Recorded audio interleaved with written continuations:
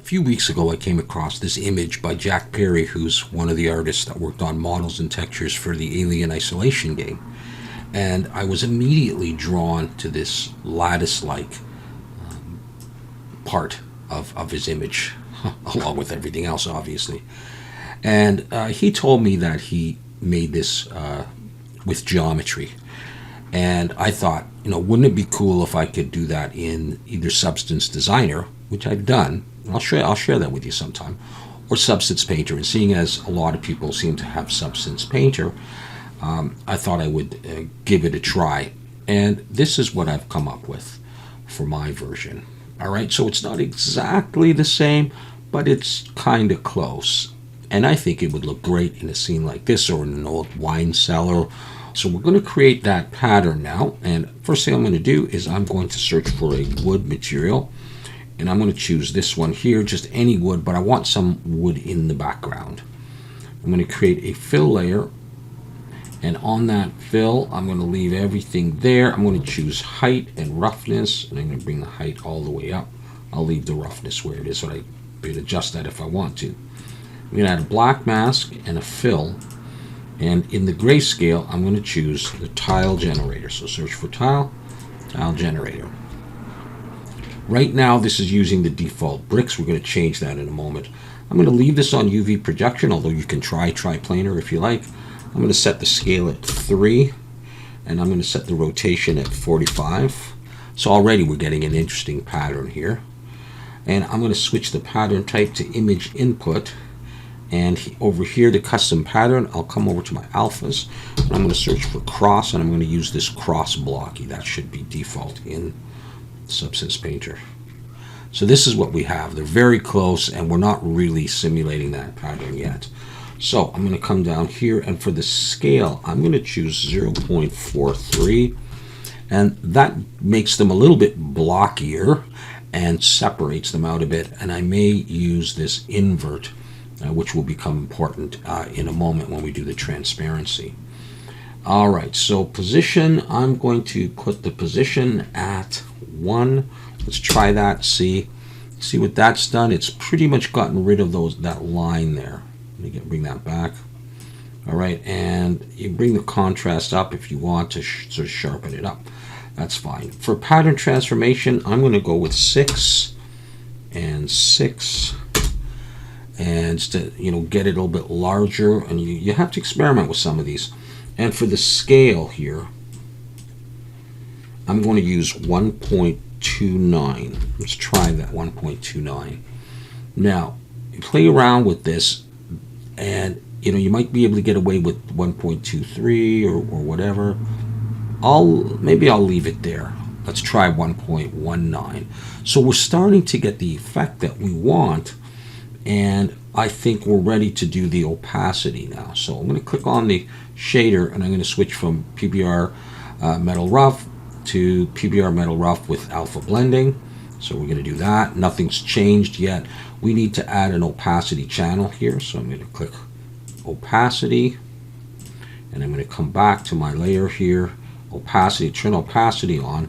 I'm going to slide that down. Now we're seeing some black there. That's actually my background, so I'm going to turn my environment up, and you can see that we have these crosses now floating in the air, and that's not quite what we want. And so I'm going to come over here. I have the tile generator in there. I'm going to add a couple of other filters. I'm going to add another filter, and I'm going to go first of all with the bevel filter, and I'm going to set this at about negative 0.01, maybe a little bit higher. We could try negative 0.02 to give a little bit of a bevel. I'm going to come back to that perhaps. Let's go ahead right now and add the next filter, which is the invert. And we have our basic pattern there. So you can see the cross in there with these big squares almost. Let's come back to the tile generator and see what we can do, what we can change here. Now I put that at 1.19. I'm going to go back to 1.29 See that? I like that better. It thickens up the sides a little bit better, a little bit more. And that is essentially the pattern that I want to get. What happens if I play with the scale? See those dots coming in? You may like that. See, we're getting squares now. And then back to the pattern.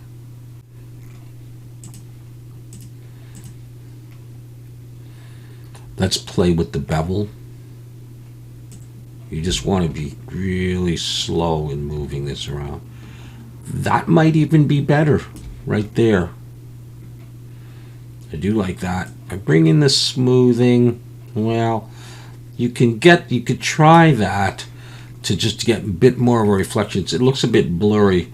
What happens if we do that, and on top of that, whether it's over the bevel, I'm going to try a sharpen. That may just cancel it out or may do nothing. We'll try a sharpen.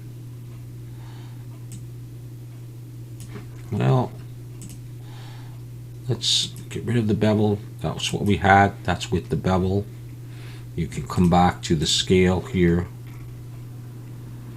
Let's see, I had 1.29. Let's see if I can go a little bit more. Now, and then I get the holes. I don't want it too thin, and I don't really want the holes. So that 1.29 really works for me. But that is basically what I was looking for when I was looking at Jack's thing here. Now, you know, his is again slightly different. It's done with geometry, but we've sort of simulated it here with this. And then you can experiment with the different lightings and see how that affects it. And then this is definitely going to change things. So it will look, you know, best in some lights and not quite as good in other lights. And then, of course, you can decide on using a different type of wood. So I'll just try another type of wood or two. I'm going to bring in this smart material. Yeah, a little bit too yellow. Stylized woods. Let's bring that up to 2K.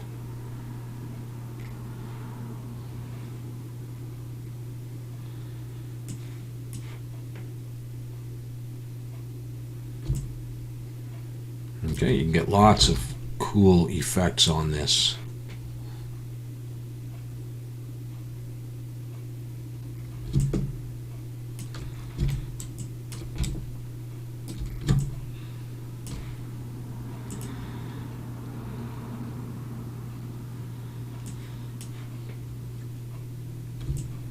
All right, anyhow, I think you get the point.